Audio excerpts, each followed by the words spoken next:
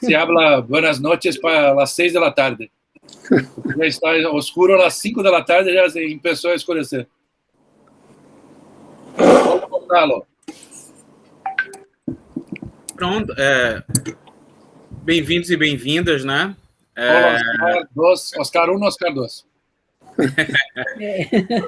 Como vocês sabem, né, a gente está tentando fazer esse tipo de atividade aqui para marcar até essas posições, estimular a participação desses nossos colaboradores, né, trocar ideias também.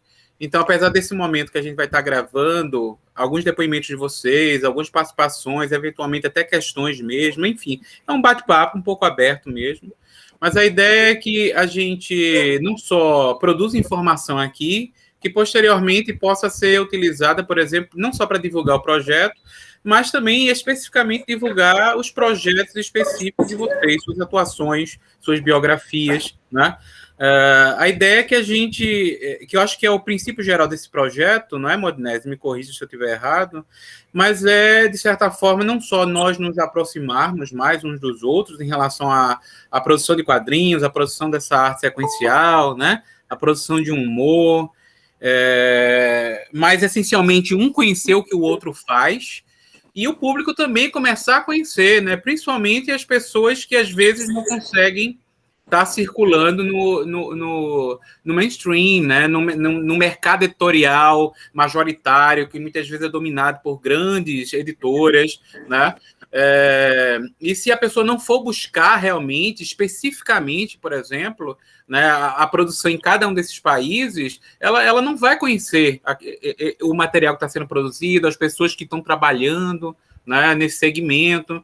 Então, a ideia aqui realmente é a gente tentar, vamos dizer assim, possibilitar um maior acesso a essas produções, ao conhecimento dessas fontes, até para poder estimular novos projetos, novas participações, novas produções, enfim, que o público consiga acessar as histórias em quadrinhos, né?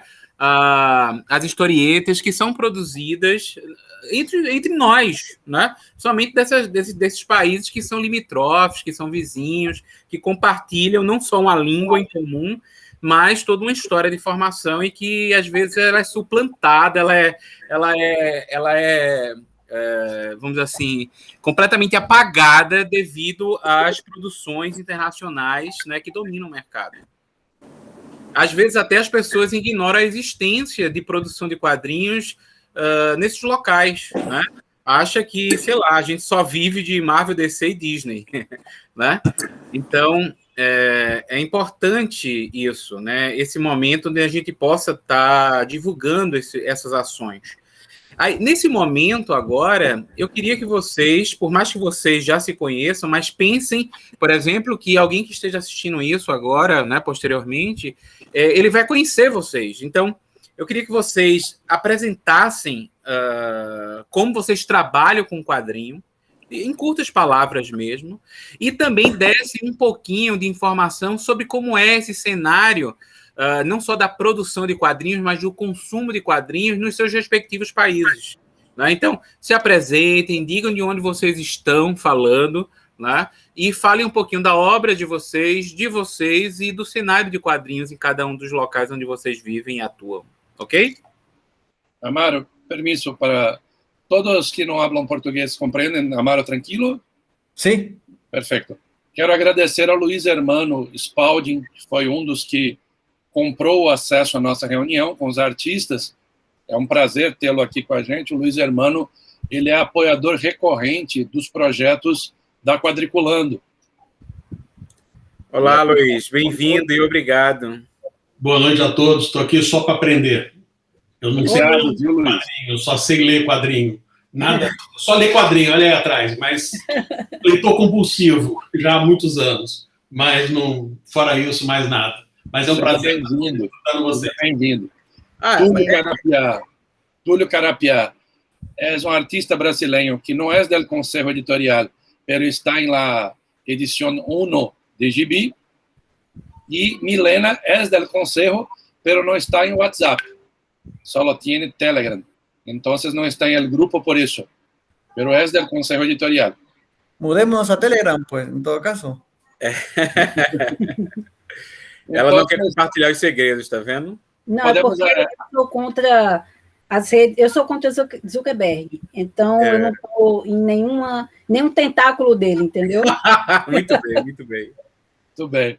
Podemos começar, como Amaro dijo acá, por Milena e depois seguimos, vale? Ladies first. Obrigada.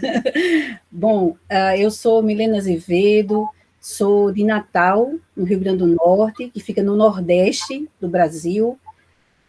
Nós somos um pouquinho aí perto da África, né? Perto, é o ponto do Brasil ali, perto da África, é a nossa ligação, um pouquinho mais perto também da Europa.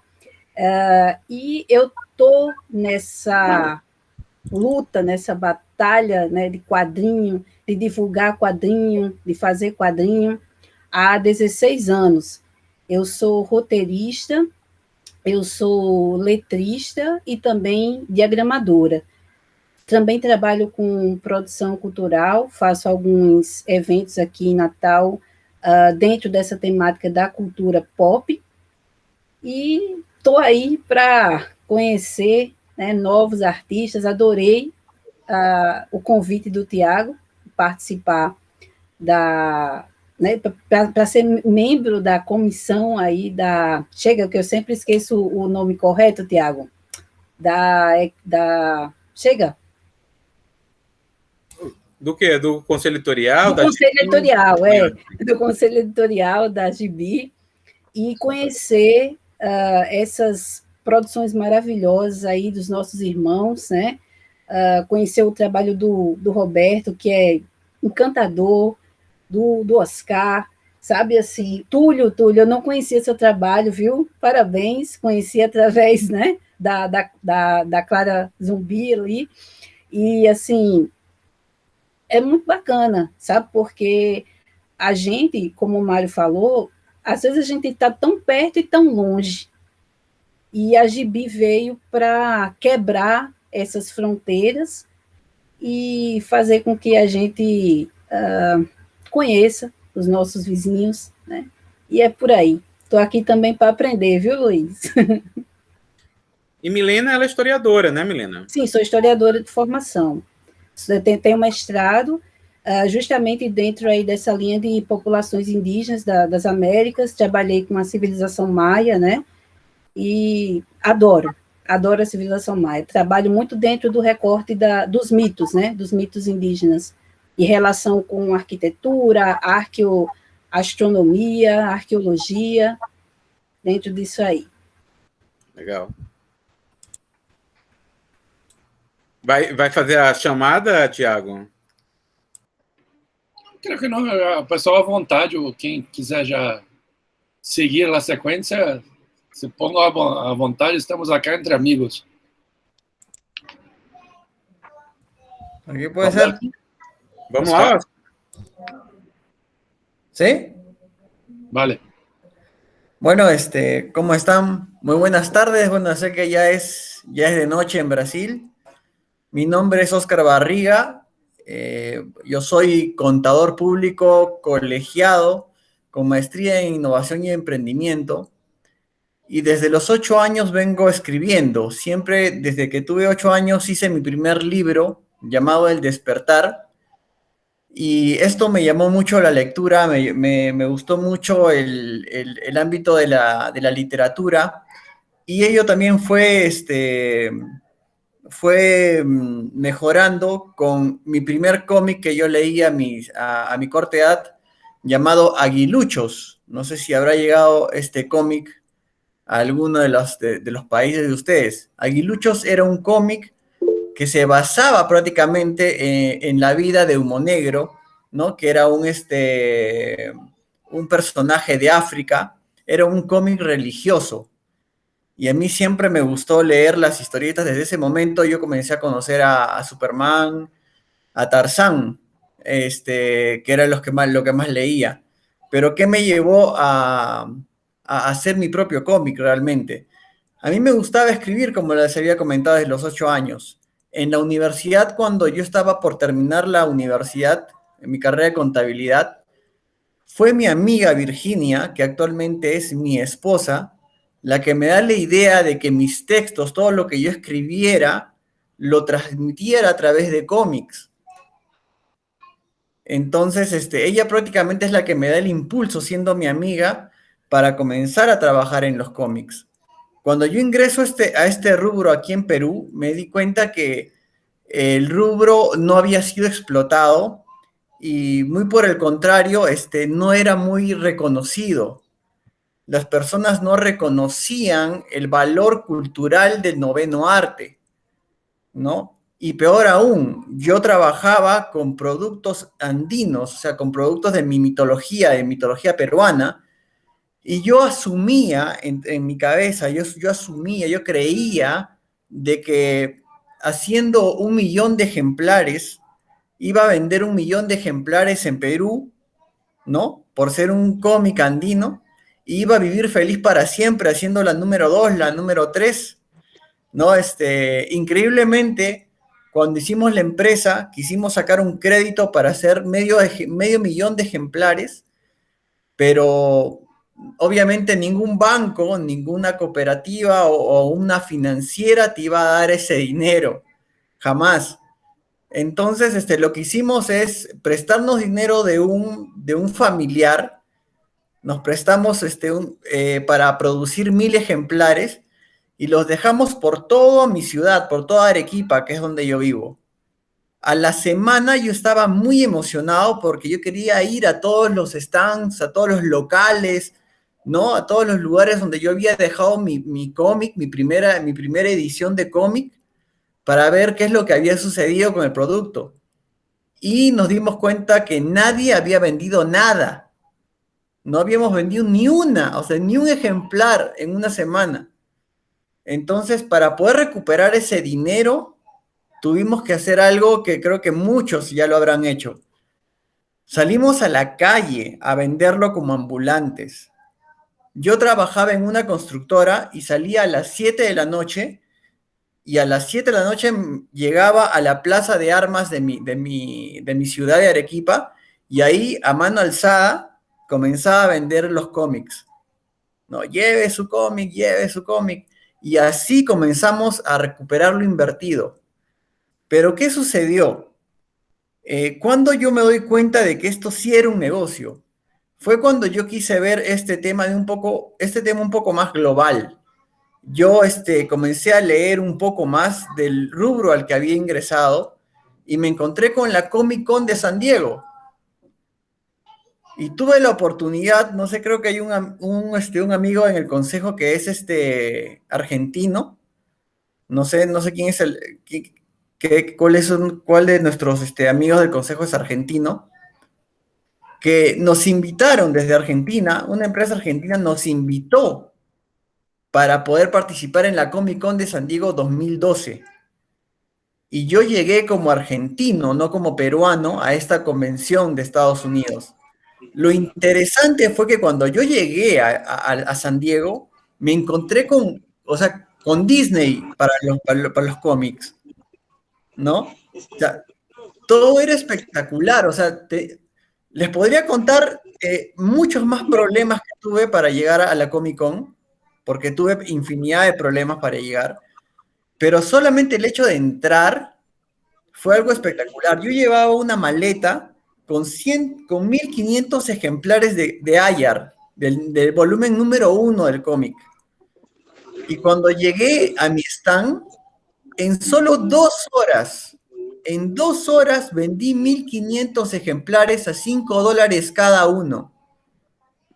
Entonces, todo estaba dicho. Nuestro mercado era internacional, no era un mercado local. No podíamos estar tan atrapados en nuestro mercado, no podíamos venderle solo a Perú.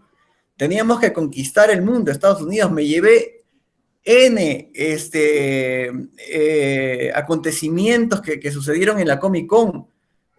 Yo recuerdo algo, para terminar, recuerdo cuando estaban las armaduras de Iron Man exhibiéndose en la Comic Con y una persona se puso a mi costado, queriendo entrar primero, antes que yo, a ver las armaduras. la persona estaba con una máscara de Iron Man y estaba con un traje de terno, ¿no? Y como la persona puso la mano hacia adelante mío, yo le metí un codazo. O sea, yo le agarré y le metí un puñete. Y cuando sentí la risa, el pata que estaba a mi lado se quitó la máscara y era Robert Downey Jr., era Iron Man. Cuando yo me quedé, o sea, totalmente anonadado, porque este codo le dio a Iron Man antes que Capitán América y Thanos. O sea, yo le pegué a Iron Man. Pero, o sea, todo ese tipo de eventos han sucedido porque creí en mi proyecto, ¿no? Y quien les habla no dibuja. Yo no dibujo ni un monigote, ¿no? A mí me encanta escribir. A mí me encanta escribir, esa es mi pasión. Pero tengo un equipo de socios, ¿no? Como es Kaimer Dolmos, como es Erly Almanza, como es Virginia Borja, que me apoyaron en todo momento y que creyeron en el producto, y al final nos damos cuenta que lo que nosotros elaboramos como artistas, ¿no? Lo que nosotros creamos como contenido, tiene un valor y tiene un mercado específico en alguna parte del mundo, ¿no? Porque no podemos decir tampoco abiertamente de que lo que yo he hecho, por ejemplo, Ayar la leyenda de los incas, o Ayar a lenda dos incas que Cuadriculando tiene, por ejemplo, en su catálogo, es un producto para todo público, porque es mentira, no existe un producto que sea para todo público, pero sí nuestros contenidos tienen un público específico y tenemos que encontrarlo. Y una vez encontrado, vamos a dar los saltos cuánticos. Actualmente, mi producción de Ayar, aparte de Brasil, está en Inglaterra, está en Estados Unidos, está en Canadá, está en Perú, está en Colombia. Próximamente va a estar en otros idiomas y estamos haciendo nuevos contratos. Entonces, realmente sí se puede vivir del arte, sí se puede vivir del noveno arte, siempre y cuando lo veamos todo a nivel empresarial, ¿no? Y tengamos mucha fe y entregar lo mejor de nosotros en cada una de las producciones que nosotros hacemos. Eso es todo, Thiago. Gracias por escucharme. Muchas gracias, perfecto. Yo no conocía la historia con Robert Downey Jr. Y tengo mejores, pero bueno, vamos ahí nomás. Seguinte, Roberto, yo estoy siguiendo la línea que está acá para mí en la tela, en la pantalla. No hay ningún problema. ¿Me escuchan? Sí, perfecto. Yo soy Roberto Goiris, soy de Paraguay. Escribo, dibujo, hago diseños, también publicidad y también enseño en la Universidad Católica de Asunción. Yo comencé a trabajar en dibujos y en comunicación en general a los 16 años, en un diario local que se llama ABC Color, que es continúa siendo el más grande de acá de Paraguay. Y desde ese momento trabajé en forma alternativa o paralela en los rubros editoriales de diseño y de publicidad.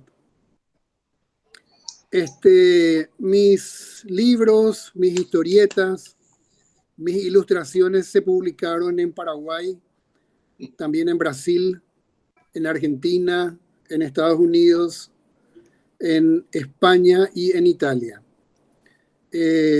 Con el caso de Brasil, por ejemplo, yo trabajé allí en São Paulo en los años 80, años en los que aprendí a hablar el paulista, que es una especie de portugués misturado con español y paraguayo. Y conocí la gran industria brasileña cuando las ediciones tenían algo así como 100.000 revistas para arriba. Trabajé con la editora Abril, trabajé con la editora Press y recuerdo que producíamos 5 revistas al mes en aquel momento. Es decir, empecé a visualizar todo el potencial real de la historieta. Y me dediqué, siempre que pude, me dediqué a eso con mucha intensidad. Solamente que no fue todo el tiempo. Hubo un momento en que yo desarrollé más mi faceta publicitaria, sobre todo en los años 90, en que ocupé cargos creativos en agencias de publicidad, como el de director de arte o el de director general creativo en varias agencias, y luego abrí la mía propia. Así que fueron casi 10 años de intenso trabajo publicitario. Y me reencontré con el cómic a partir del año 2000, cuando empecé a publicar algunas cosas nuevamente en Paraguay. Y empecé a trabajar también con guionistas y editoriales de otros países y también de Paraguay. Por ejemplo, en el caso de Robin Wood, que es un guionista paraguayo, empezamos a producir 2 series para Italia que se publican en Aurea Editoriales. Estamos hablando de Warrior M, que es un personaje de ciencia ficción, que es este que está acá, y también de Iras, hijo de Nippur, entre otros. Luego empecé a interesarme más en la historia paraguaya a partir del bicentenario de mi país, que fue en el 2011. Para ese evento, yo desarrollé el personaje, la mascota oficial del bicentenario de Paraguay, que se llamó el Trompo Arazán. A ver si lo tengo por acá.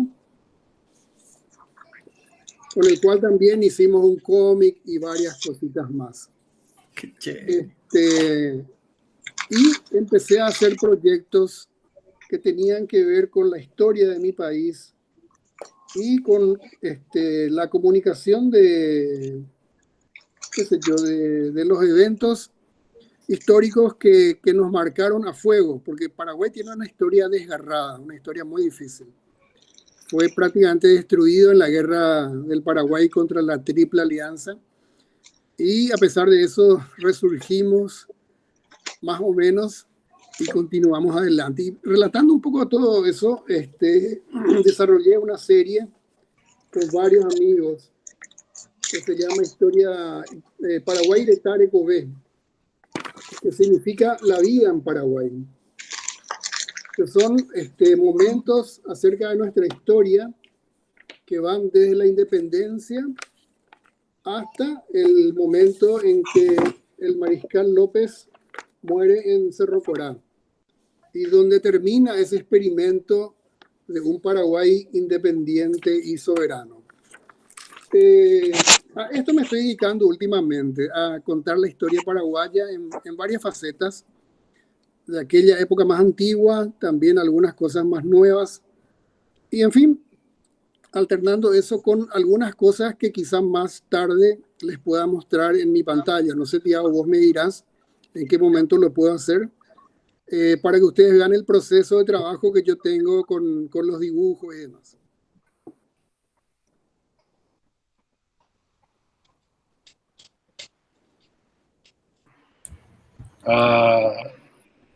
¿Ya acabó, Roberto? Lo que quería preguntarte es, porque después yo quisiera mostrar el proceso de trabajo. ¿Querés que lo haga ahora o querés que lo haga más tarde, para no cansar mucho? Yo creo que podemos hacer una primera rodada de presentaciones y en la secuencia le paso la palabra. Oscar Sierra.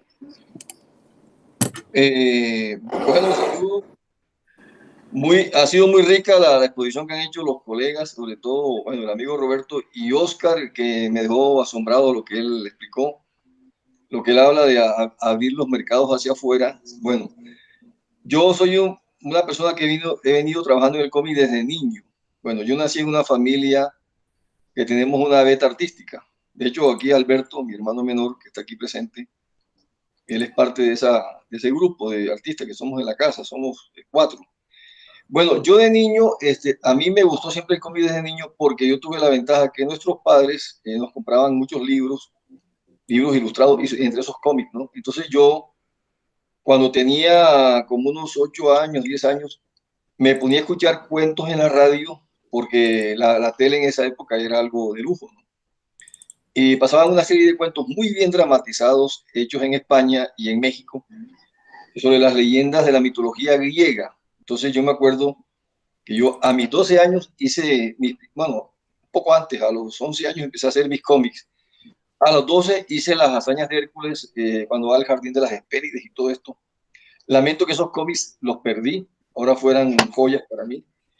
Y yo, como hacía un poco el colega, el tocayo Oscar Barriga, que decía que él pensaba en un precio. Yo le ponía incluso en la contraportada, decía, pronto estará a la venta el cómic tal. Yo hacía como una serie, ¿no?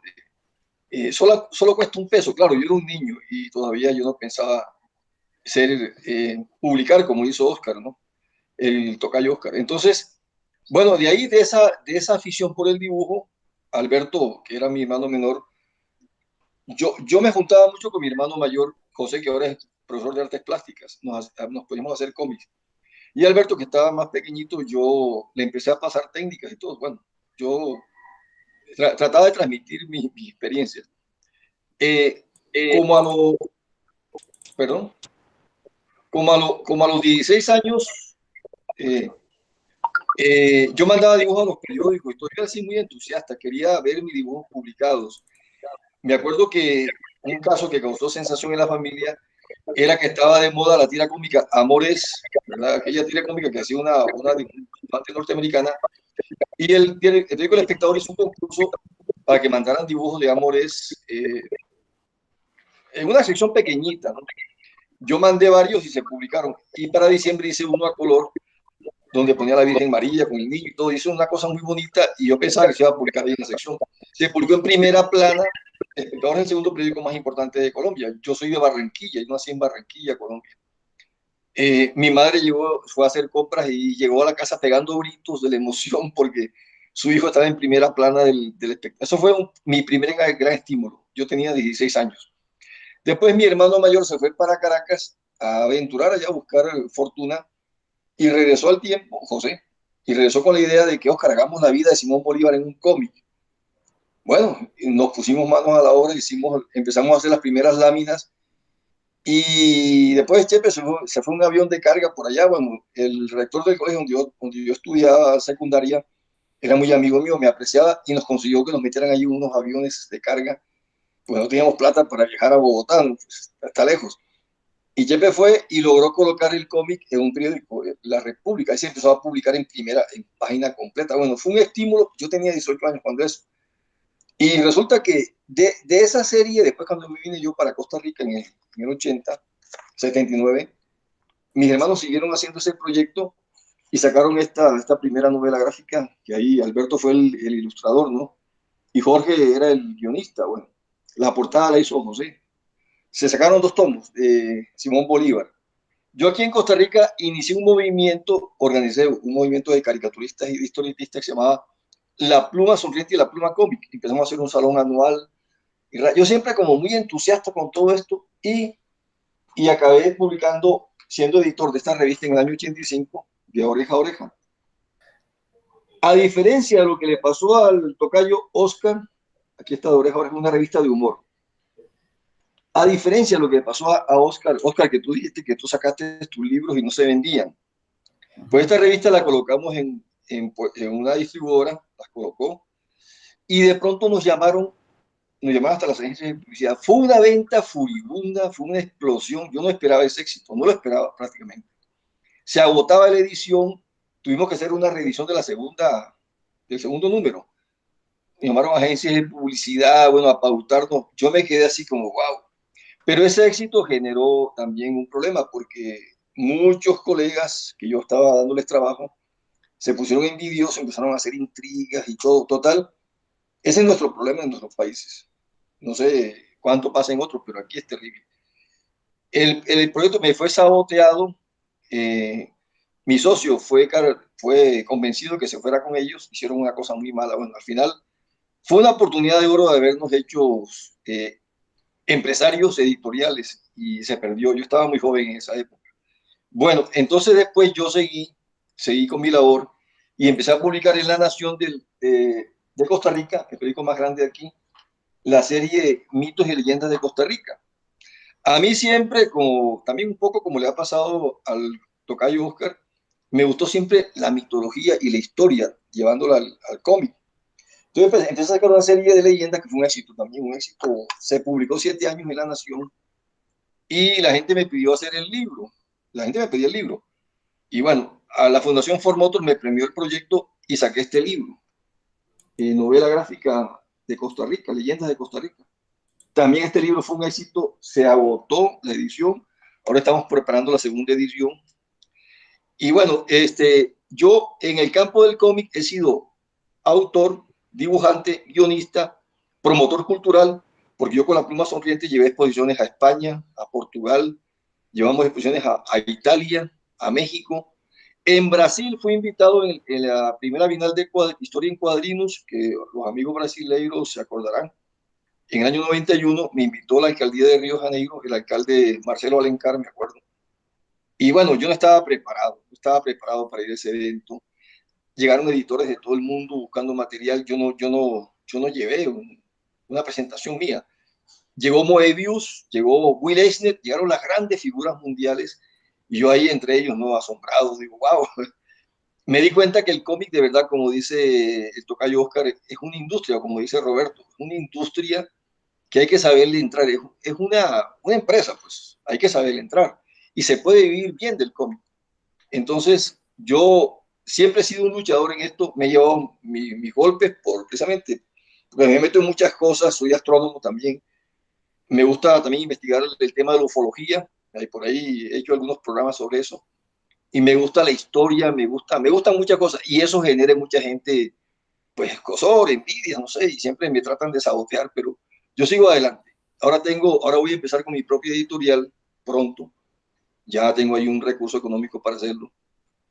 Y Oscar, a ver cuándo nos vemos en el Comic Con, Oscar Barriga, ¿cuándo nos veremos en el Comic Con? Porque a mí me invitó una editora que me estuvo publicando mis dibujos en Estados Unidos en unos libros para aprender a hablar español, me invitó 2 veces y yo estuve a punto de ir, también invité a Alberto. Y no sé por qué motivo nunca pude ir al Comic Con de allá de San Diego, California. Pero espero, perdón. Lo que te estás perdiendo. Sí, hombre, tenemos que ver, es en junio. En junio es verdad, o en junio o en julio. No tienen fechas definidas y lo van a hacer nuevamente virtual, aunque dicen que ya están vendiendo entradas, pero yo no estoy seguro. No estoy seguro. En otra que vayas me avisas y nos vamos en grupo con Alberto. Ok. Y con otros aquí del grupo. Ok. Bueno, quería contarles esa experiencia. Yo de niño siempre fui, aquí tengo unos cómics. Yo invité a venir al autor de Chano. No sé quién se acordará de Chano, que este cómic mexicano que tuvo mucho éxito en los años 60. Hicieron películas y todo. Yo le hice homenaje a Fontana Rosa, que fue miembro de La Pluma Sonriente. Tuve el honor de tenerlo como miembro. Invité a venir aquí al maestro Ángel Morachano, le hicimos un homenaje por los 50 años. Yo hice amistad con Kino porque yo soy invitado como jurado mundial a la Bienal de... Yo también hago caricatura editorial, de opinión. Entonces fui invitado como jurado a la Bienal 2 veces, a la Bienal de San Antonio de los Baños en Cuba. Ahí conocí a Ángel Mora. Después conocí a Kino porque le mandé una carta y me contestó y nos hicimos muy amigos. Me regaló un original de Mafalda. Bueno, todo eso. He estado en congresos en España, en Río, en Bogotá, en México, en Cuba, y eso me ha permitido conocer a mucha gente de verdad relevante. El maestro Ríos, también de México, lo invité a venir aquí 2 veces, tuvimos una gran amistad, ya murió. Y bueno, estoy ahora con este proyecto de Gibi, estoy muy entusiasmado. Han vuelto a renacer mis ilusiones de mis años juveniles, ¿no? Bueno, y ahí más adelante a ver cómo explicamos nuestras técnicas y todo. Esto es lo que puedo comentar ahora, para darle espacio a los demás. Graças, Oscar. Vamos aí na sequência ouvir o Túlio Carapiá. Eu percebi que o Gonçalo caiu. Não sei se mais alguém caiu, mas eu percebi que... Qualquer coisa volta, né? Tá. Túlio. Tá aqui, né? Opa, pessoal, boa noite. Sou Túlio Carapiá, sou ilustrador, sou design gráfico. Estão me ouvindo bem? Sim. Maravilha, maravilha.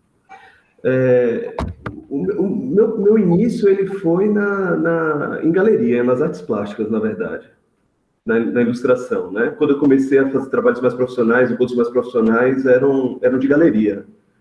E a partir de uma exposição que eu estava participando, a editora de arte de um jornal daqui de Salvador, da cidade que eu moro, ela me convidou para fazer um exercício na redação, né? Eu passei um bom tempo fazendo exposição, e aí eu tive esse convite. E aí, a partir daí, eu comecei a ilustrar para o periódico, né, para o jornal, né? Fazer ilustração editorial, Depois eu comecei a enveredar para a produção de livros infantis também, que é um caminho que eu sempre gostei muito, né? E, em contrapartida, continuando sempre com os meus exercícios dentro das artes plásticas, né? Enveredei um pouquinho para a arte urbana, comecei a customizar prédios antigos, com muito lambe-lambe, comecei a criar histórias assim, né? Eu pegava um ambiente, fazia coisas, ilustrações enormes de lambe-lambe, ia construindo esses ambientes. Brinquei um pouco do tridimensional dentro das galerias, sempre querendo simular essa questão do desenho, do movimento. E de uns tempos para cá, talvez aos 3 anos, eu acabei enveredando um pouco, bastante, na verdade, toma muito da minha produção atual, que é a arte política. Eu acabei, enfim, é tanta coisa que está acontecendo na nossa vida, né, aqui no Brasil, que em tantos lugares, na verdade, no nosso continente aqui, né, é uma coisa muito dura, e aí eu fui impelido de uma produção nesse sentido, consegui um espaço bacana para isso dentro desse jornal, né? E tem uns 3 anos que eu produzo bastante arte política, né? Que eu tenho acompanhado bastante, né? Essa produção. Em paralelo a isso, eu tenho uma produção autoral que eu praticamente faço com a escritora, que é a Clara Cerqueira, que inclusive ela está na Gibi com a Clara Zumbi. E essa nossa produção ela é bastante livre, na verdade. A gente se dedica muito à experimentação. Eu tenho um exercício que eu gosto de fazer, são os meus caderninhos de observação. Eu gosto de sentar em um lugar e emendando história com história, só de observação, e construindo esses universos bem boêmios, bem urbanos daqui da cidade de Salvador. E minha parceria com Clara, ela acaba enveredando bastante para esse universo. A gente começou a fazer essa experimentação bastante, de ela construir uma crônica, ou construir um texto, e eu ilustrar, e ela fez um conto agora há pouco, que foi o oposto. Ela pegou meus cadernos todos de bar, que eu tenho esse caderninho de observação, e construí uma história a partir dali. Então a gente gosta dessa brincadeira, esse exercício criativo entre a escrita e a ilustração, né? E o universo dos quadrinhos é uma coisa que, para mim, é muito nova. Apesar de ser desenhista já há bastante tempo, eu devo ter iniciado meus primeiros trabalhos na ilustração, no final dos anos 90. O quadrinho mesmo, ou eu fiz vinculado nas primeiras experiências, ou foi no jornal, edições especiais que eu quadrinizei, e agora estou retomando essa vontade, mas dentro desse universo de experimentação, da quebra do códex, do livro. Tem uma oportunidade aqui, eu vou mostrar aqui rapidinho um desses exercícios que eu fiz com a Clara, que foi com a editora aqui, que é o Vagalume. Ele é um livro que a gente bateu uma loucura, assim, vamos fazer uma coisa que não seja de papel, vamos fazer em tecido serigrafado, que é uma coisa que eu gosto bastante. E a gente gosta bastante também de tentar experimentar possibilidades narrativas, né? Então, ele é um livro completamente dobrável, que faz parte desses exercícios nossos. Aqui é como se fosse um personagem, um observador, que ele vai entrando dentro de um bar, e aí a ação, ela vai ocorrendo, deixa eu ver aqui, ela vai ocorrendo dentro do bar.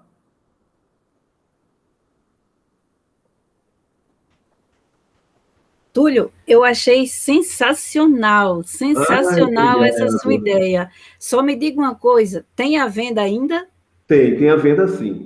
Ele é a mesma coisa. Ele é uma tiragem limitada, né? Porque ele acabou entrando na categoria de gravura, né? E foi um trabalho em parceria com a RV Cultura e Arte, que é uma editora. Sim. Acabei de botar aqui no chat, eu quero um também. Oi? Bacana. No chat, eu quero um também. Legal.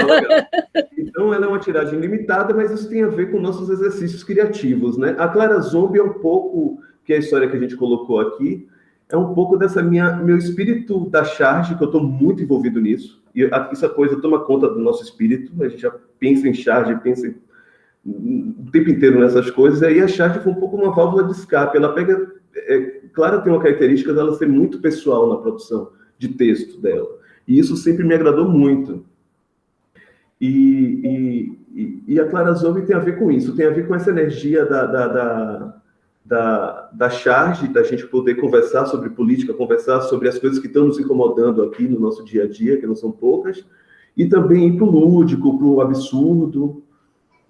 E é um caminho que eu estou começando a trilhar, na verdade. Eu estou aqui também muito para aprender, muito para ouvir, né? Tem muita gente muito experiente aqui, e meu caminho ele foi muito focado na ilustração editorial, produção de livro, e esses meus devaneios artísticos mesmo, que eu vou querendo experimentar, que eu também sou bastante inquieto, eu não consigo ficar numa fórmula, até estética mesmo, eu vou desenhando de um jeito, daqui a pouco eu vou desenhando com recorte, ou com carimbo, enfim.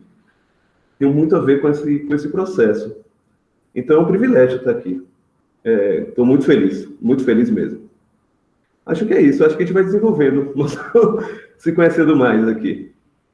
Estou falando muito rápido, gente? Não, tá ótimo. Tá ótimo? Bacana. Vamos que vamos. Passa a vez, então. Alberto Sierra Quintero, ¿me escuchas?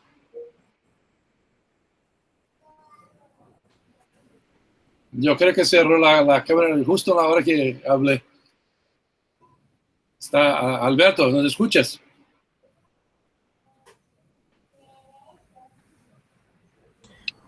Vamos passar para o Roberto mostrar uma parte do material, aproveitando, né? Ok, voy a compartir pantalla, Thiago. Perfecto.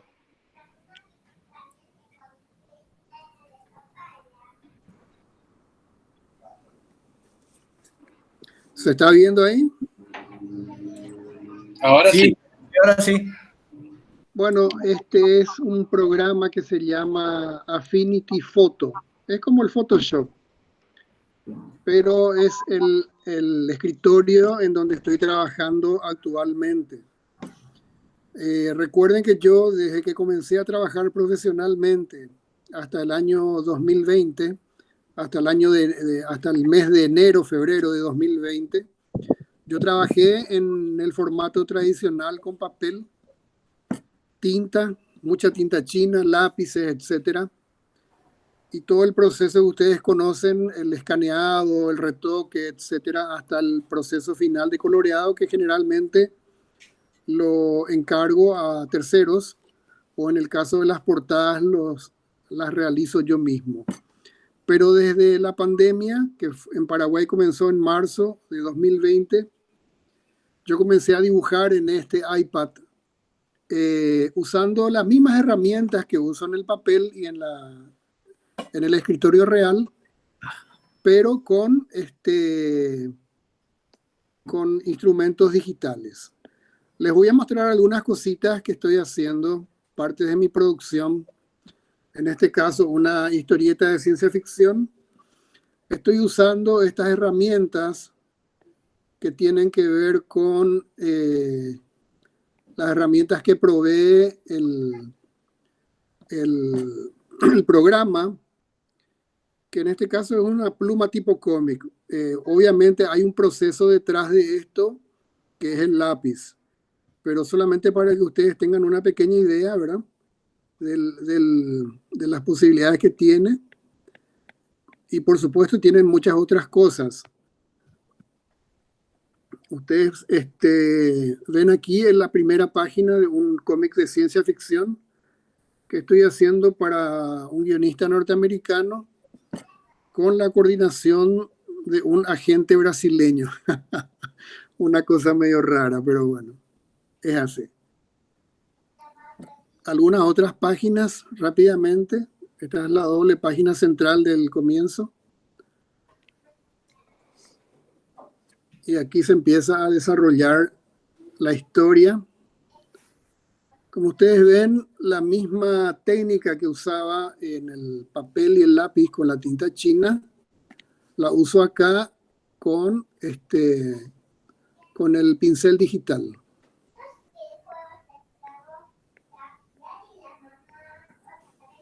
solo para tener una idea.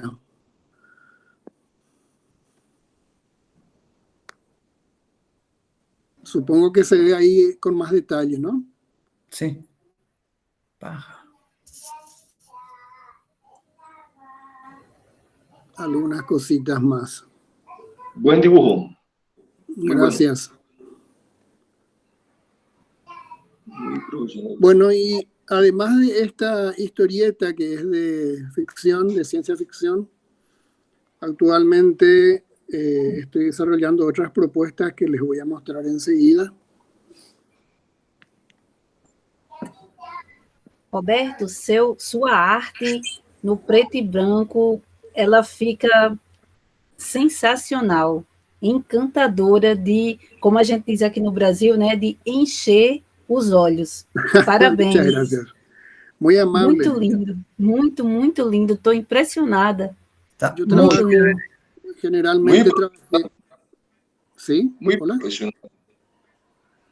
Trabajé mucho con pincel y tinta china en el papel y siempre me gustó esa técnica. Y bueno, es una herramienta bastante complicada, pero la pude dominar hasta donde va mi talento, ¿no? No, es que no hay mucho. Y continúo haciéndolo en el formato digital. El formato digital tiene la facilidad de poder corregir los errores con un poco más de facilidad que con el caso de las otras herramientas anteriores. Y también de andar constantemente, sobre todo en los casos de los rostros de los personajes, tratando de ajustar los parecidos para que quede todo correctamente. Bueno, ahí tienen ustedes en la base de mi página, es una cuadrilla que está basada en la página de Comic Yankee, pero solamente que yo lo corto en esta parte para adecuarlo al formato de publicación que generalmente utilizo en Paraguay. Y cuando me piden desde Estados Unidos, entonces uso la página completa hasta el corte. Y ahí hago los diseños que correspondan.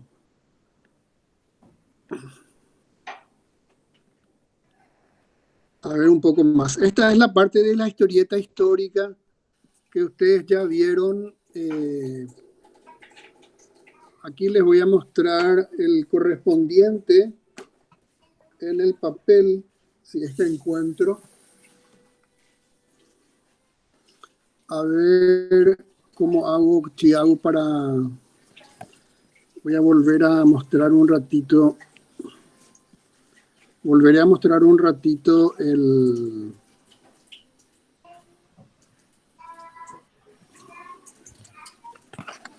Estoy mostrando ahora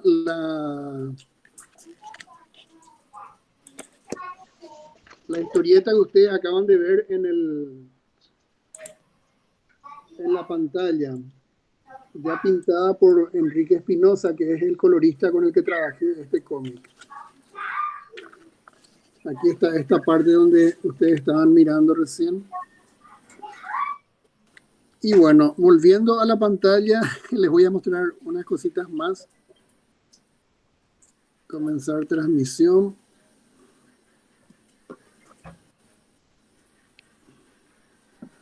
Bueno, entonces, esta es la historieta histórica que ustedes ya vieron publicada. También algunas cositas sueltas, como por ejemplo, hago ilustraciones para algunos medios digitales de mi país que me piden usualmente algunas cositas. Esto no lo suelo pintar tanto acá, pero a veces lo hago. Depende de la cantidad de tiempo que me lleve.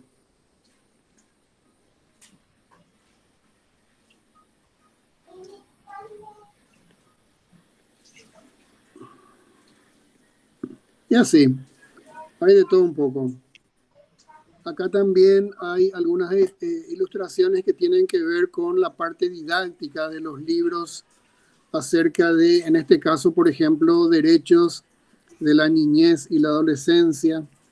Trabajo con algunas ONGs que me piden este tipo de dibujos. Por supuesto, esto tiene que atravesar todo el proceso de creación con respecto al color y al ajuste de imprenta, los textos, etc. Bueno, y aquí algunos de mis personajes. No sé si ustedes están familiarizados o no. Yo creo que no, ¿verdad? Porque es muy complicado eso de conocer nuestros propios personajes. Nosotros estamos cerca físicamente, pero culturalmente estamos muy lejos unos de otros. Me refiero a América Latina principalmente. Entonces, estos personajes ustedes ven acá y muchos de los que ustedes han creado, quizás los estemos empezando a conocer recién ahora. Bueno, aquí tienen algunos. Por ejemplo, este es el Dr. Francia, un personaje real retratado en mis cómics. Fue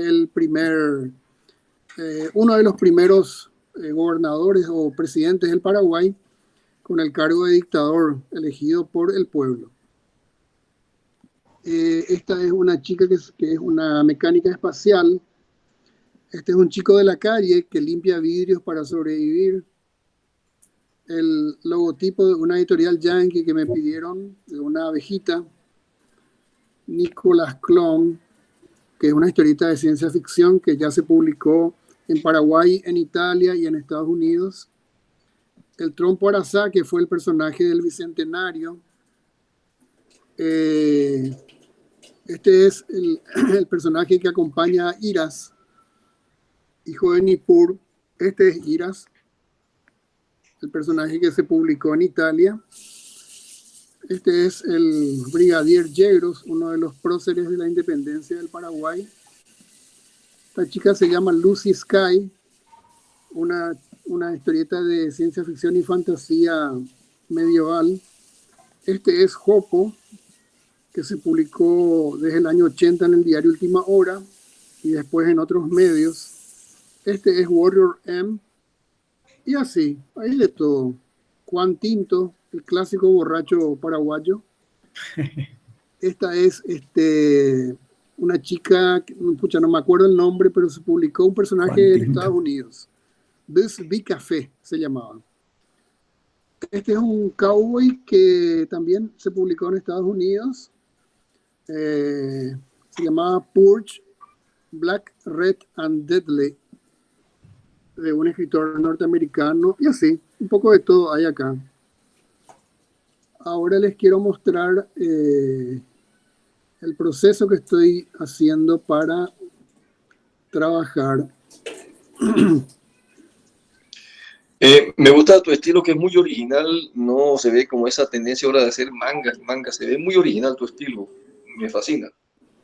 Gracias. Realmente yo estoy mucho en lo tradicional, el estilo tradicional.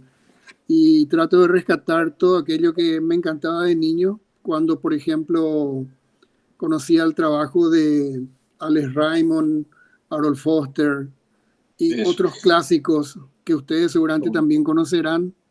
Claro, y Milton Caniff. Realmente rescato de ese estilo, o trato de hacerlo porque lo mío es mucho más limitado, pero voy haciendo. Y bueno, esta es la forma en que trabajo con la historieta cuando yo hago mis propios guiones. Tengo un argumento en la cabeza y voy dibujando las escenas sin texto. Les voy a mostrar en las páginas terminadas. En este caso es un personaje que se llama Galactus, que tiene, bueno, en este caso un capítulo de 10 páginas, donde, bueno, va al rescate de una princesa, algo así. Ojalá podamos publicarlo alguna vez en GB, ahí se van a enterar.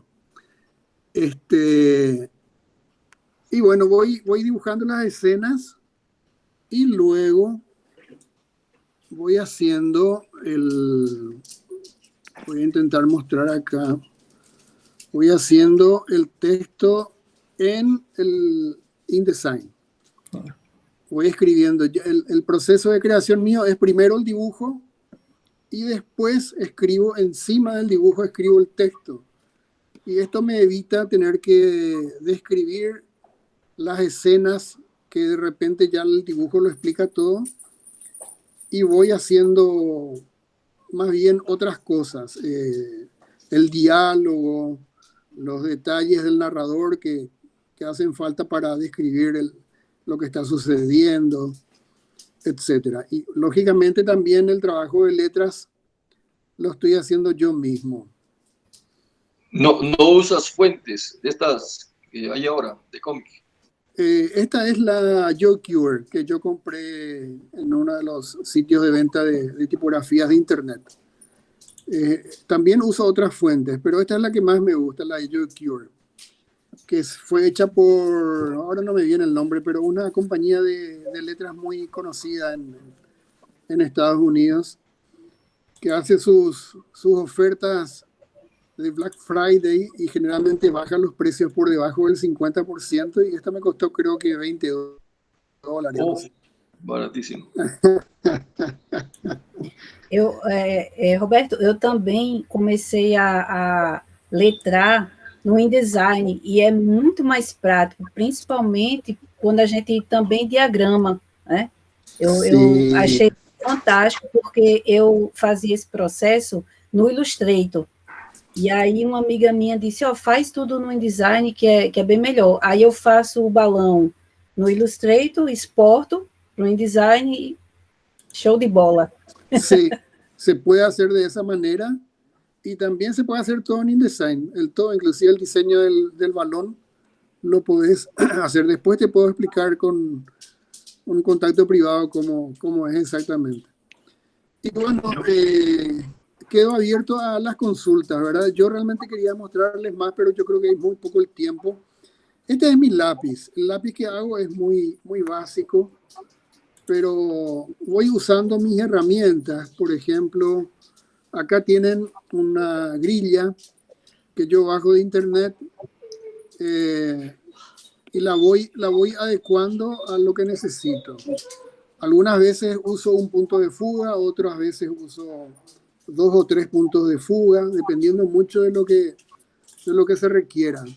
En este caso, por ejemplo, para dibujar el castillo que está al fondo, voy a poner ese punto de fuga. Voy a tratar de hacer algo con esto.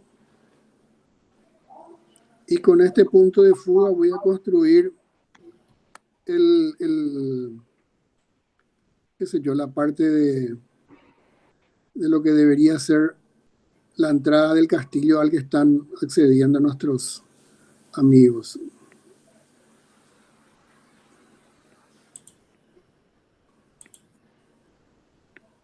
Etcétera.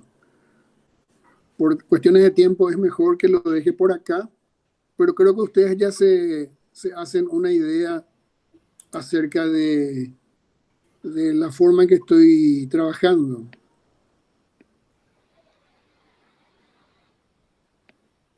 Perfecto, gracias, Roberto. Increíble, Roberto, increíble. Muchas gracias, muy amable. Tenho certeza que vamos publicar muitas coisas em Gibi e em Quadriculando. Bueno, que suerte. Quero agradecer ao Sandro também, Sandro Weiss, que foi uma das pessoas que comprou o acesso aqui à nossa reunião e é um apoiador recorrente da Quadriculando e dos nossos projetos. Sandro, seja bem-vindo, viu?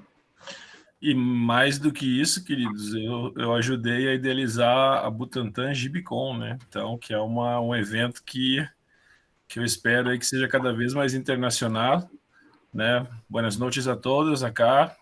Eu pido desculpas porque meu espanhol está muito oxidado. Hace mucho tiempo que trabajé en Argentina, Chile, Perú, pero me encanta Latinoamérica y Gibi, ¿es así que se dice? Gibi es una... Yo compré las dos versiones, en portugués y en español, porque me gusta coleccionar, y una gran honra estar acá con todos ustedes. Boa noite, Sandro. Só para vocês saberem, o Sandro é um dos maiores apoiadores dos quadrinhos no Brasil. Os projetos lá no Catarse, eu acho que ele apoiou quase tudo. né? E ele tem um coração enorme. Para você ver, ele comprou as 2 versões. Tá vendo, Tiago? Sabe? Esse cara é demais. É assim, ó.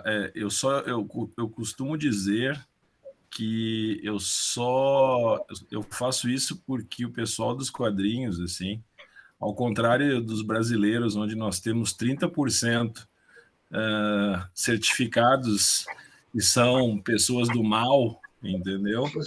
Nos quadrinhos são 99% pessoas maravilhosas. Eu só retribuo aquilo que eu ganhei deles, o carinho e tudo mais, sabe? E enfim, o evento foi só uma consequência disso.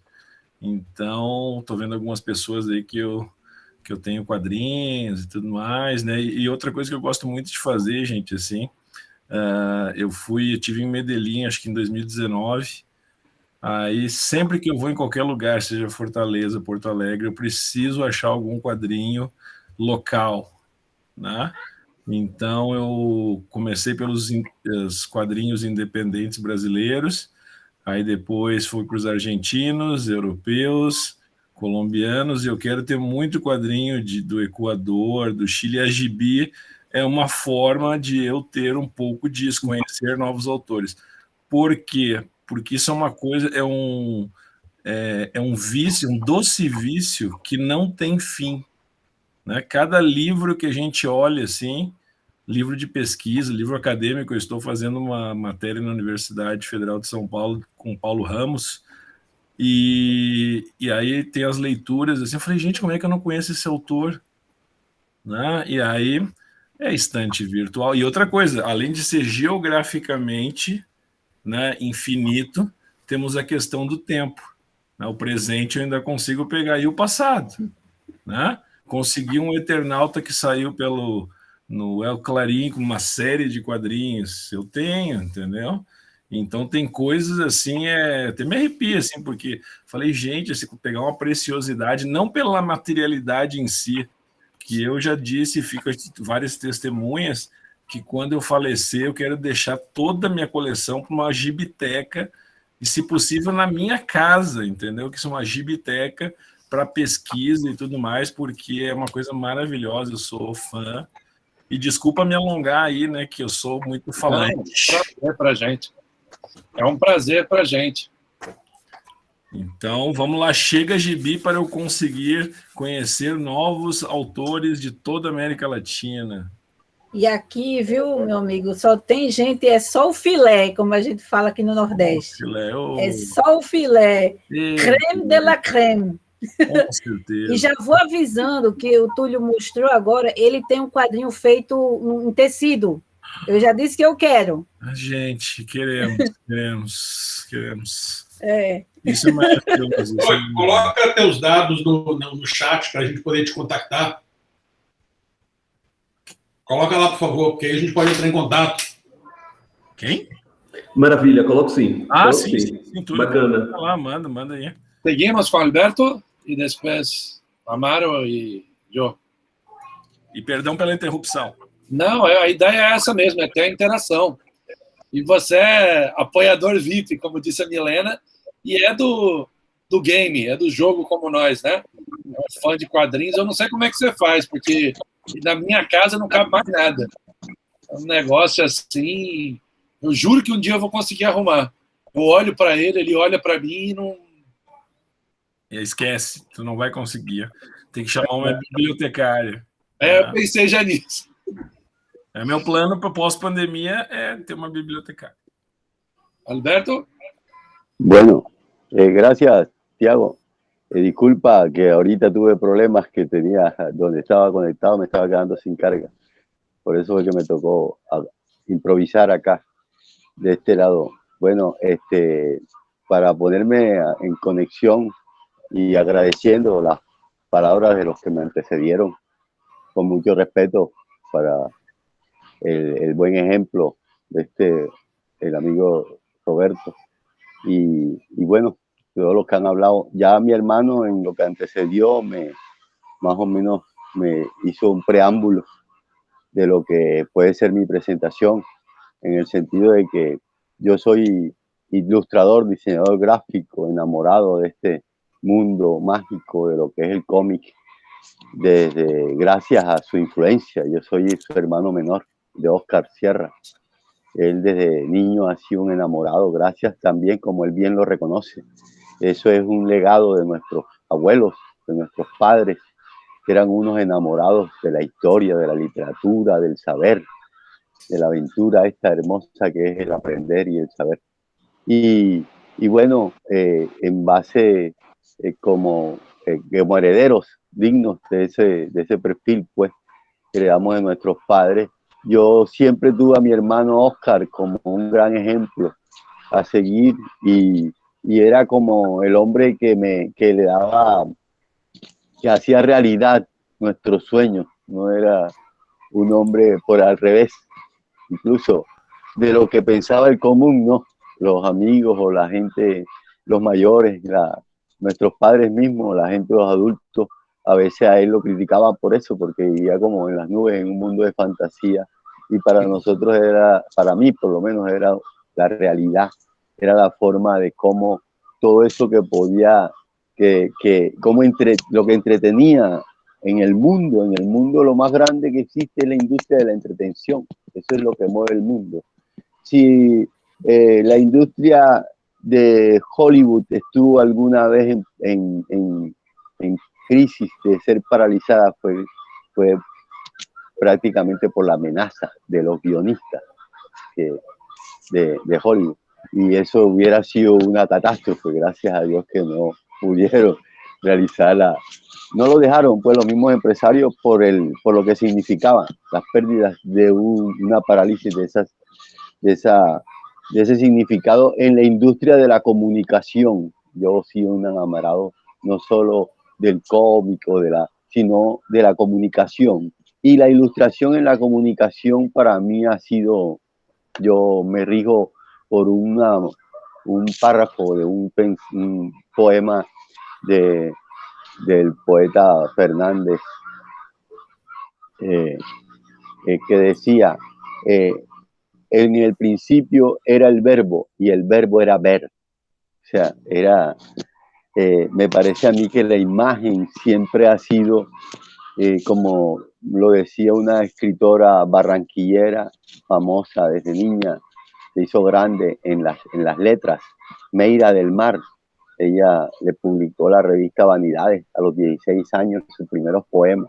Y ella era una eterna agradecida, decía ella, que a los ilustradores se nos debía un homenaje grande, enorme, porque nosotros éramos los que hacíamos que la literatura y todo fuera, los visualizadores, los ilustradores, los dibujantes, decían ellos, ustedes son unos magos.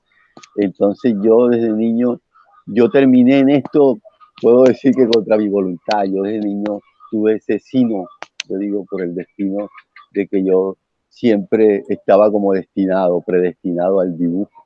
Yo siempre sorprendí desde niño. Yo no recuerdo una época de mi vida donde yo no haya hecho una raya y la gente se haya sorprendido de la manera como cogía la tiza en el colegio. Cuando desde primero elemental yo fui el dibujante del salón. En quinto ya yo era el dibujante del colegio. Cuando yo terminé el bachillerato, yo creo que por unanimidad, yo nunca, incluso varias veces cuando hubo competencias o cosas, la mayoría de veces se me reconoció a mí, como me dice el premio sin pelear.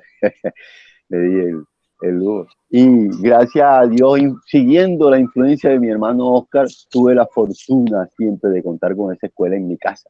Ellos sí se educaron, ellos recibieron educación. Yo soy un autodidacta. Digo que soy autodidacta porque he estudiado bastante en esto. Llegué a esto a través de la publicidad. A mis 16 años tuve la fortuna que Oscar, él era director de arte en una agencia de publicidad y me consiguió, se presentó la vacante en la empresa de un ayudante en el departamento de artes y él se acordó de mí, me dio la oportunidad, siempre advirtiéndome porque yo era un poco más, aparentemente pues más desordenado que él y él dudaba de de que yo fuera a cumplir, tú sabes, las responsabilidades y los horarios, y que lo fuera a hacer quedar mal. Afortunadamente lo hice quedar demasiado bien. Nunca dejaron de agradecerle a él, y como yo, de que me hubiera puesto a mí en ese camino de la publicidad, porque llegué a ser uno de los mejores publicistas de mi ciudad, en Barranquilla. De ahí pasé al plano editorial, siempre me enamoré de ahí, por él también, siguiéndole el cómic siempre me enamoró desde niño, y yo hacía cómic. Él fue el primero que me hizo un cómic como se dice, en un borrador, en letra suave, con lápiz, para que yo lo repasara a mis 6, 7 años, recuerdo yo, que Oscar me hizo un primer cómic de 6 páginas, porque yo le dije, yo quiero hacer un cómic, y siempre tuve esa conciencia cuando dije, cuando vaya a hacer un cómic, tiene que ser un cómic de 6, 12 o 32 páginas, que para mí ya yo sabía, más o menos a los 10, 11 años, ya yo sabía más o menos que un cómic clásico medía 32 páginas, y que en una revista como DC Comics venían, o en las revistas mexicanas, que era las que veíamos nosotros, los Paquitos. Y bueno, entonces, gracias a eso fui desarrollando mi habilidad con el dibujo hasta que se me presentó la oportunidad. En la publicidad me desempeñé hasta que llegué a publicar en prensa. Entonces me di cuenta, siempre me gustó analizar en la profesión dónde era que estaba el que más ganaba, o sea, dónde que estaba el mayor billete, como se dice. Y llegué a la conclusión de que siempre el que más gana es el creativo, o sea, como dibujante, como ilustrador, como guionista, como copyright. El creativo es el que gana, el que crea. Entonces yo digo, lógico, el dibujante siempre, como en la creación, le lleva una ventaja a los demás, el que logra visualizar su idea. Como decía Leonardo da Vinci, el dibujo es la representación gráfica de una idea. Y así es que yo, por eso, esa tendencia, no solo a querer aprenderlo todo, sino a dibujar en todas las técnicas, a conocer todas las técnicas de la comunicación, me llevó también a reconocer de que el cómic es el noveno arte, es imprescindible. Los demás artes sin el cómic, incluso hoy en día, hacer cine, y una de las deficiencias de nuestro cine latinoamericano es que no se apoyan en el storyboard, el dibujante, el diseñador del story. La mayoría de directores latinoamericanos, ellos son, como se dice, los putas. Ellos mismos hacen sus stories, así sea con 4 muñecos y 4 bolas. Pero eso no es lo mismo. Por eso es la diferencia entre el cine de Hollywood, el de la India o la misma África, que yo sé que también trabajan con bastante, Asia. Ellos trabajan con bastante, ustedes ven por eso allá las escuelas del cómic son bastante desarrolladas. Y en América Latina los países que más desarrollados están en los países que más tienen desarrollado también el cine, como México y Argentina, son los más nacionalistas. Es la manera más hermosa que hay de conocer la historia, de sensibilizarla. Yo admiro a mi amigo que me antecedió, que como recrea todo eso, y ese estilo, como dice él, nos hizo recordar a todos, desde Reynolds hasta Humphrey Bogart, bueno, todos ellos, los clásicos, ¿no?, del cómic. Y bueno, esta es mi experiencia. Hoy en día yo llegué a publicar se puede decir, lo más grande que he hecho dentro de mi carrera como dibujante de historietas. Llegué a publicar la historia mundial del boxeo en 120 páginas, son 3 capítulos de 120 páginas. Lo llegué a publicar en prensa, se ganó una mención de honor, una mención especial en el Premio de Periodismo Simón Bolívar del año 84. En el año 86 me gané un premio Simón Bolívar con una historia de Barranquilla, de mi ciudad natal. Y en el año 83 logramos publicar esa biografía ilustrada de Simón Bolívar que Oscar acabó de mostrar por ahí, en 2 tomos de 120 páginas. Fue la única historieta que se publicó en lengua hispana con ocasión de la conmemoración del bicentenario del natalicio del libertador Simón Bolívar. En América Latina ese año se publicaron más de 700 títulos referentes a la vida del libertador y en conmemoración a los 200 años de su natalicio. y la única historieta, el único libro ilustrado que se publicó fue ese de los hermanos Sierra.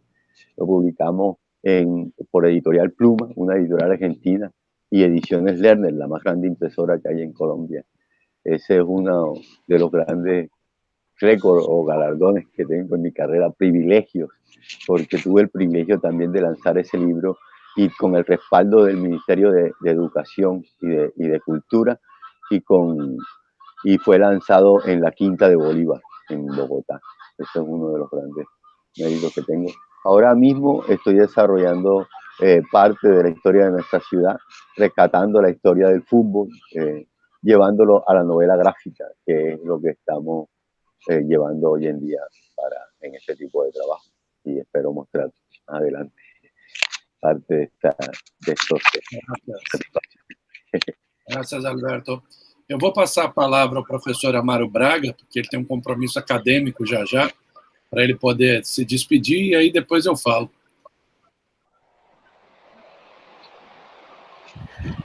É isso, gente.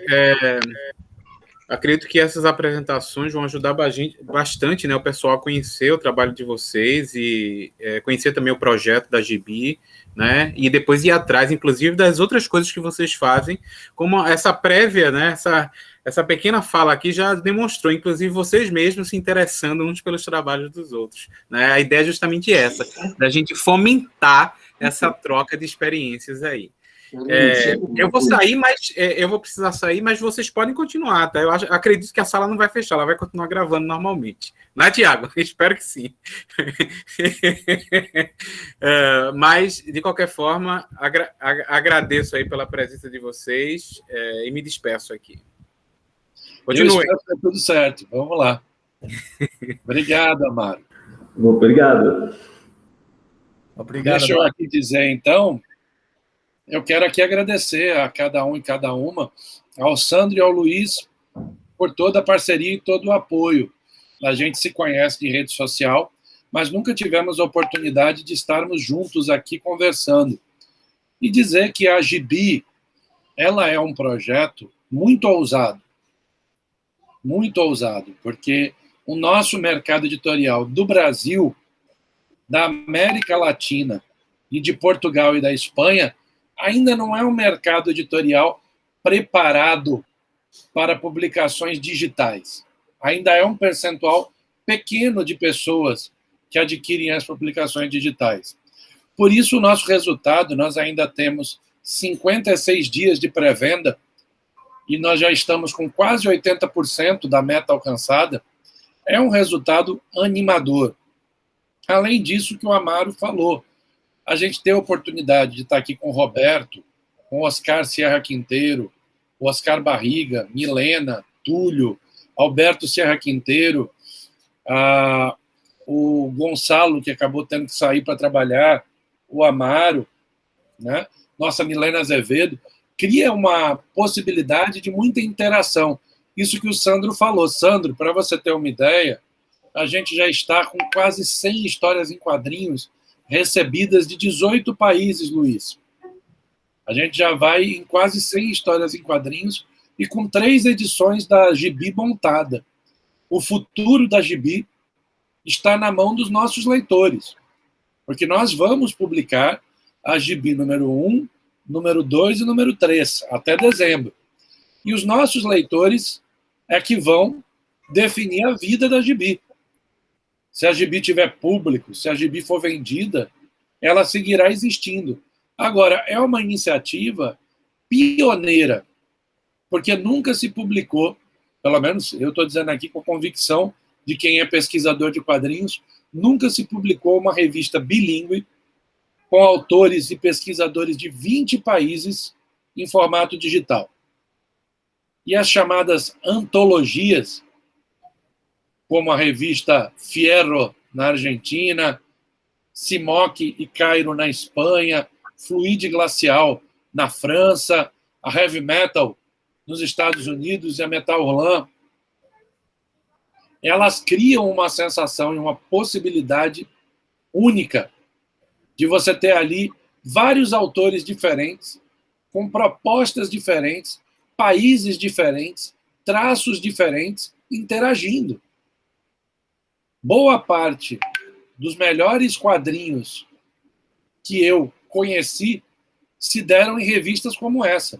Aqui no Brasil nós tivemos a Animal, a própria revista Circo, publicada pelo Toninho Mendes. Era uma antologia que juntava cómics, quadrinhos brasileiros, com Robert Crumb, com Moebius e com outros. A Aventura e Ficção, que começou na Editora Abril como uma revista que produzia quadrinhos da Marvel preto e branco, e depois virou uma antologia de quadrinhos latino-americanos e europeus. Então, um conjunto de iniciativas, a revista Porrada, aqui no Brasil também, que publicava ali uma parte licenciado, outra parte não, material europeu, né? E a Heavy Metal, que teve várias versões no Brasil, a revista Heavy Metal. Só um parênteses, viu, Tiago? A Porrada, o Altuna esteve no FIC, numa das edições do FIC em BH. E aí eu levei a Porrada, né, para ele autografar. Só que na mesa redonda, ele começou a falar dos países e das editoras que publicavam o material dele sem pagar, né? Aí citou aqui no Brasil, aí eu guardei assim bem disfarçadamente a Porrada, né? Pois é. Para eu não levar uma porrada. Aqui no Brasil teve isso, teve muito quadrinho publicado na década de 80, em que as pessoas não pagavam o direito autoral, faziam montagens, né? Faziam a tradução ali dos balões do jeito mais artesanal possível, né? Teve muito isso. Eu lembro que teve aqui, por exemplo, uma edição da Heavy Metal, não sei se o Luiz e o Sandro lembram, a Milênio e o Amaro, teve uma edição da Heavy Metal publicada em Xerox. É verdade. Teve uma Xerox da Heavy Metal aqui traduzida para o português. Eu não lembro, não. Xerox. Então, essa possibilidade de fazer algo democrático, como sempre diz a nossa representante da Espanha no Conselho, a Sara Porras, ela diz uma frase que eu me apropriei da frase: nós somos uma revista colaborativa, em que a possibilidade de lucro não é grande, mas a possibilidade de diálogo, de várias nuances culturais, como disse o Roberto aqui, né?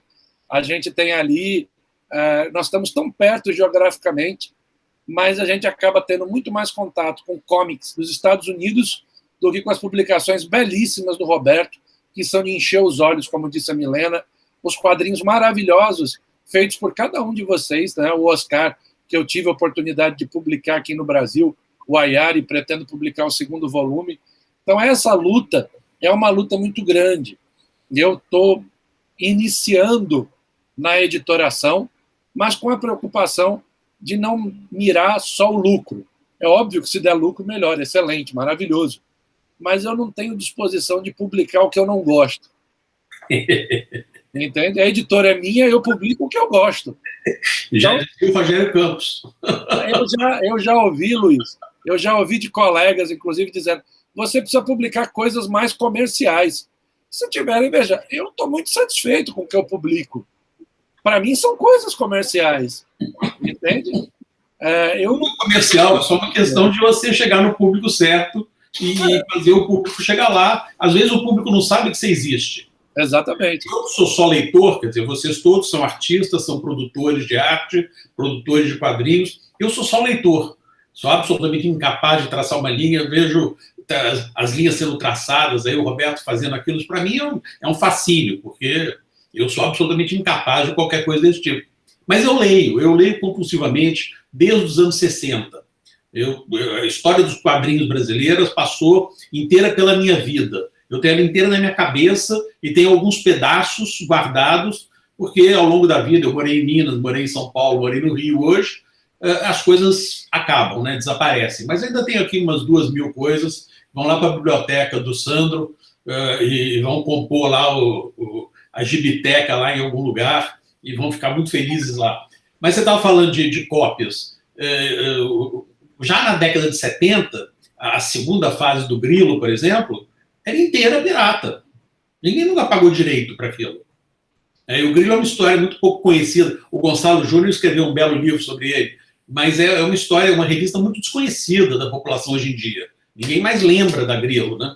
E era uma revista, até na primeira fase dela, o formato dela, que era um tabloide virado, Era uma coisa genial. Era um troço genial aquilo, né? E ninguém conhece do Grilo. O Grilo é uma revista e acabou, quer dizer, problemas políticos ao publicar coisas absolutamente em plena ditadura, numa época em que não se podia publicar nada, fazer nada, e você trazer os quadrinhos mais subversivos, o underground americano, os Roberto Crumb da vida, e um monte de outras histórias desse tipo, Valentina. A primeira vez que eu vi Valentina na minha vida foi no Grilo, e depois eles publicaram um livrinho do Grilo, foi um dos primeiros livros do Grilo. Depois publicaram um livrinho desse tamanhozinho assim, do Mister Natural. São coisas, sabe, edições do Grilo antigas. Essa do Mister Natural eu tenho até hoje, está aqui guardada em algum lugar. Se eu pensar aqui, eu acho ela aqui, dá até para mostrar. Mas é um livrinho desse tamanhozinho assim, papel jornal, vagabundinho, mas histórias da história da edição brasileira. Hoje nós temos essa internet aí, que eu acho que é uma coisa fascinante. E realmente aproveitar isso, quer dizer, nós temos que conseguir fazer textos, uma revista que a gente consiga divulgar esse tipo de coisa. Agora, eu acho, eu não sei como é que vai funcionar a GB, mas o grande problema que eu digo, às vezes, da revista digital é esse sistema de venda de revista digital em que você não é o dono da revista, né?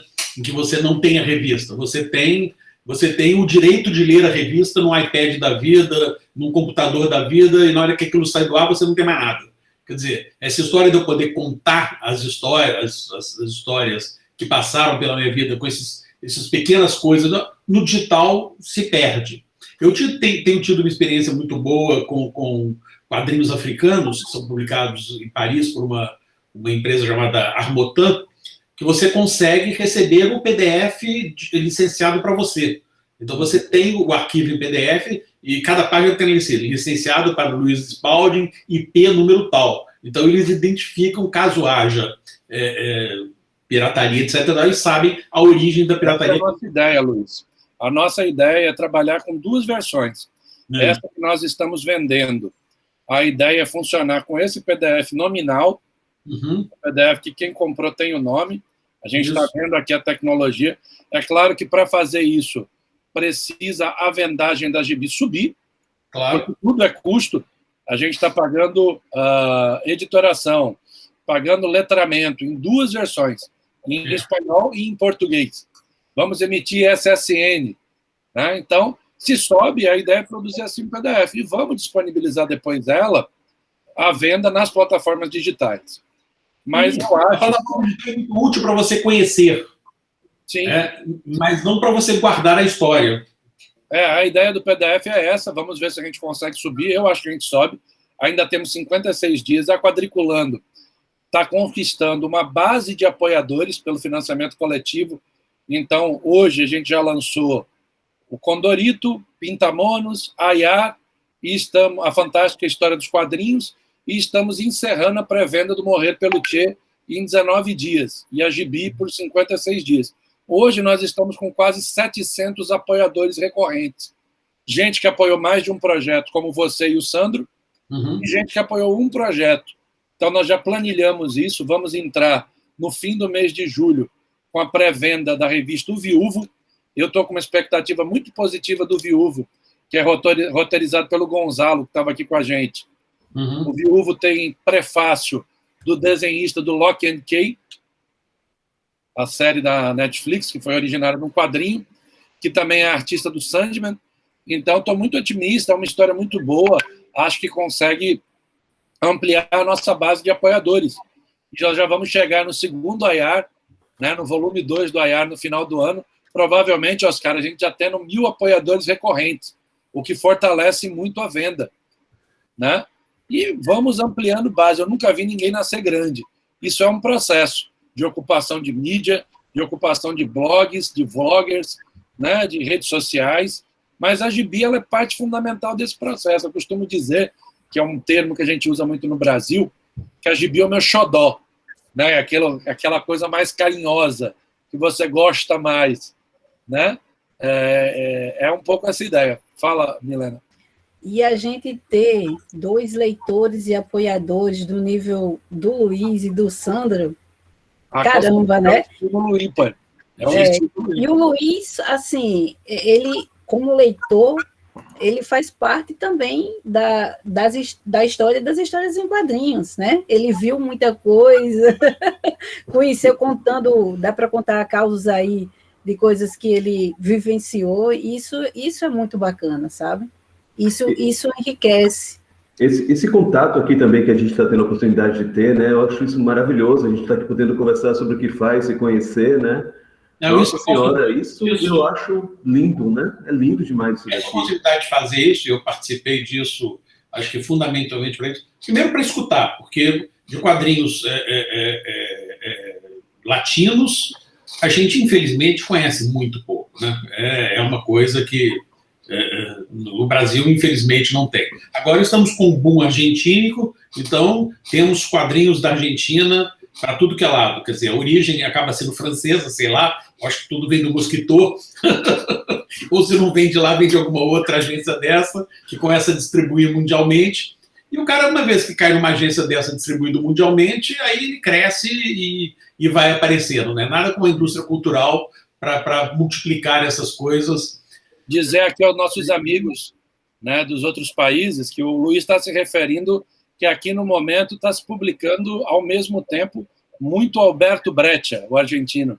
Não, Breccia está publicado em 3 ou 4 editoras diferentes. Ao mesmo tempo. Ao mesmo tempo, quer dizer, e o mais engraçado é que uma cuidando para fazer o livro parecido com o da outra, para que as pessoas que comprem tenham uma coleção. Então a coleção parece igual, mas na realidade são 3 editoras diferentes, mas fazem no mesmo tamanho, com o mesmo tipo de capa, enfim, para dar uma imagem interessante. Eu acho isso uma coisa fantástica. E tem quadrinhos africanos também, né? Quadrinhos africanos estão começando agora. O Márcio está fazendo. O Márcio está fazendo. Eu já estou fazendo há algum tempo que eu acompanho o curso do Márcio. Ele faz um curso de quadrinhos africanos. Fiz 3 anos. Eu agora estou fazendo o 4º. Eu não fiz, que estou estudando pedagogia agora. E só uma coisinha, assim, antes que eu me esqueça. Tiago, assim, a Guará, ela começou vendendo os PDFs dela, né? E construiu uma base, né? Acabei de receber nesse instante.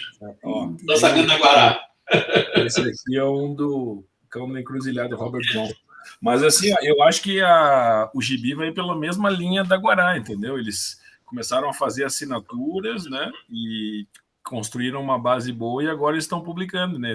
A Criança Índia é um exemplo, o Almanac da Guará. O Almanac, exatamente. Eu achei bacana mesmo. O Almanac está muito interessante. É uma publicação bem interessante. É uma antologia, mas bem interessante, trabalhando com algumas coisas, algumas histórias ali são bem boas, né? Outras não são do meu gênero, mas desenhos bonitos, histórias bonitas, mas não é o gênero que eu mais gosto. Mas, enfim, isso para mim é o menos relevante. Não é o que eu gosto que tem que valer, e sim a oportunidade da coisa sair do jeito que tem que sair. Né? Eu acho que isso é que é fundamental. Então, mas enfim, quer dizer, estou falando essas coisas todas, sei lá, que a culpa é da Milena. Vamos fazer essa força muito agradáveis, né? Ai, desculpa. Fala, Sandro. Não, acho que a gente tem que fazer uma força, assim, o site da Butantan tá parado, entendeu? Em função de N coisas, mas a gente tem que divulgar, assim, ó, porque, infelizmente, cara, eu trabalhei, assim, uns 5 anos do outro lado da cordilheira, assim, cara, o que a gente não conhece a cultura latino-americana brasileira, é uma falha sistêmica, né? E são histórias maravilhosas, né? Então, acho que a gente tem que fazer me irrita um pouco, assim, sabe? O Brasil já foi, assim, o farol era a França, agora os Estados Unidos. Pô, e aqui do lado tem uma riqueza cultural gigantesca, né? E não só Osterheld, Brecht, assim, tem outros autores de outros, né? Então, acho que a gente tem que fazer essa divulgação aí, e eu boto fé aí que a gente vai, uma hora, daqui a pouco, imprimir isso aí, vai ter físico, né? E o digital é um meio, assim, de divulgação, né? Uma sugestão que eu te dou, Thiago, assim, se tu pudesse fazer um teaser de algumas páginas, que eu estou fazendo pedagogia na Unifesp, e a gente tem, sei lá, tem 200 pessoas na minha turma lá, e eu estou, sempre que tem um quadrinho, um teaser, eu jogo lá, tentando formar algum novo leitor, né? Fazer, sabe, sei lá, umas 10 pagininhas, ó, vai ter isso, uma arte, não sei o que, latino-americano, a gente divulgar isso aí sem medo nesse PDF, para tentar dizer, gente, ó, tem outras coisas além do... Eu não gosto muito de super-heróis, né? Mas... Me mando isso.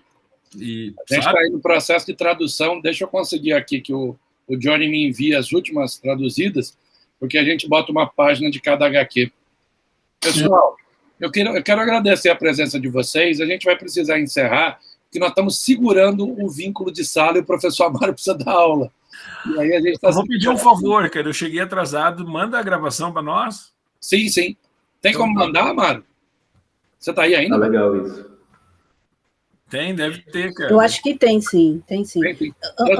Antes de encerrar, deixa eu só fazer um jabazinho meu que eu esqueci de mostrar. Claro. Eu lancei agora em junho, pela lei Aldir Blanc, A Parteira, certo? Com roteiro meu e arte do José Veríssimo, e essa capa lindona do Vitor Negreiro.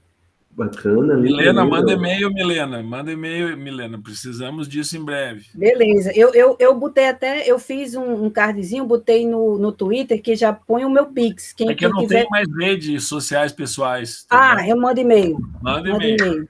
E aí, já mandei lá o e-mail para o querido, esqueci o nome. Pro Túlio. Bacana, legal. Assim que virar o cartão, a gente dá um jeito aí.